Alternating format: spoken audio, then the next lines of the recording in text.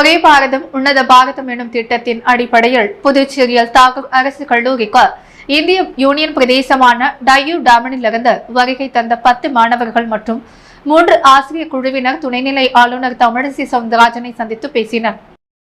ஒரே பாரதம் உன்னத பாரதம் எனும் திட்டத்தின் அடிப்படையில் தாகூர் அரசு கல்லூரிக்கு இந்திய யூனியன் பிரதேசமாக டையூ டமானிலிருந்து 10 மாணவர்கள் மற்றும் 3 ஆசிரியர் குழுவினர் வருகை புரிந்தனர். இவர்களுடன் தாகூர் அரசு கலை மற்றும் அறிவியல் கல்லூரி முதல்வர் முனைவர் சசிகாந்த தாஸ் அவர்களும், ஒரே பாரதம் உன்னத பாரதம் மற்றும் கூட்டுறவு மேலாண்மை துறை தலைவரும் கல்லூரி தர நிர்ணய குழு ஒருங்கிணைப்பாளருமான முனைவர் வேலுராஜ் ஆகியோர் இணைந்து டாமன் அரசு கல்லூரி மாணவியர் மற்றும் ஆசிரியர் குழுவினர் துணைநிலை ஆளுநர் டாக்டர் தமிழிசை சவுந்தரராஜனை சந்தித்தனர். மாணவர்கள் பண்பாட்டு பகிர்வு தொடர்பான இந்த நிகழ்ச்சியை முதலில் முன்னெடுத்ததற்காக தாகூர் அரசு கலை மற்றும் அறிவியல் கல்லூரி முதல்வர் முனைவர் சசிகாந்த தாஸை பாராட்டினார்.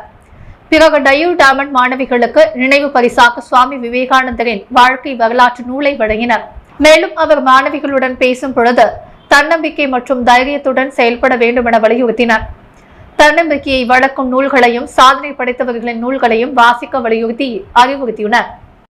புதுச்சேரி